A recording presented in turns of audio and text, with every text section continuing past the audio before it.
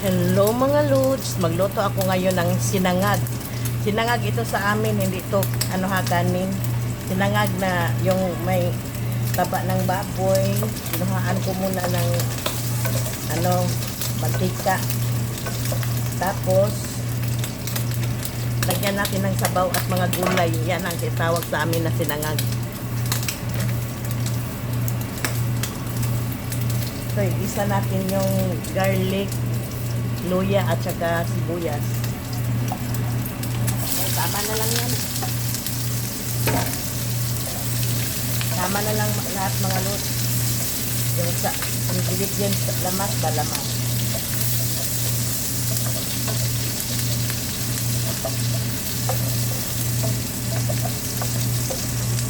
Inuuna ko muna itong taba ng baboy.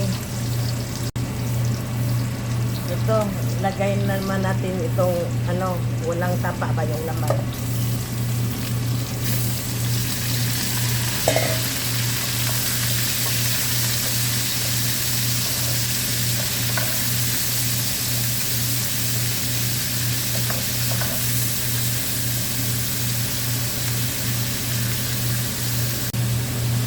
Maglagay tayo ng paninipla mga lord.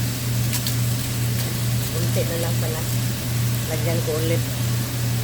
Saka asin.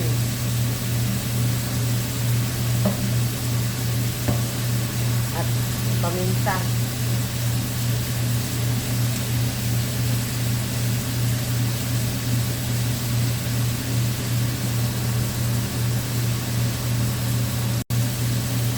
Inikos-nikos lang yan mga lods. Yan. Bago lagyan ng tubig.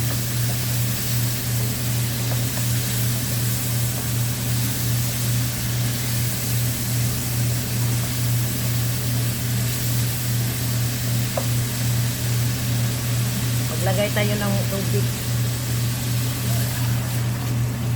Yan. Anuhan muna natin, palambakin yung baboy bago ilagay yung mga gulay.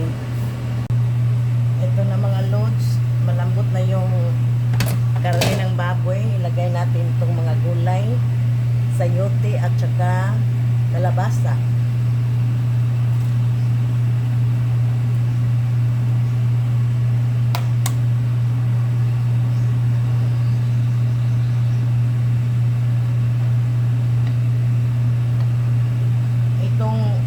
Sinangag ang tawag sa amin itong mga lods sa Bisaya.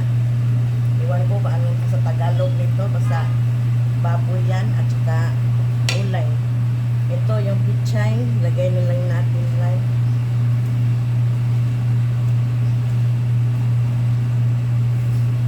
Kasi manipis yung pagkahiwa ng kalabasa at sayote mga lods, madali lang yung maluto. Kaya nilagay ko na rin yung pichay.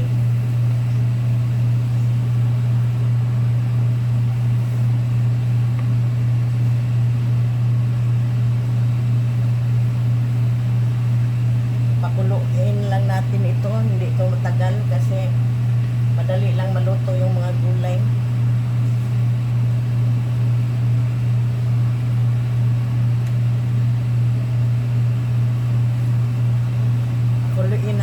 Pakuluin natin mga lods. Ayan na, luto ng aking sinangag. Sinangag sa Bisaya, iwan ko kung anong tawag dito sa Tagalog. Yan, may sabaw, baboy na ginayat ng maliit at saka yung mga kalabasa at sayote at pichay. Ayan na, luto ng aking sinangag. Sinangag to sa Bisaya mga lods, iwan ko kung anong tawag dito sa Tagalog.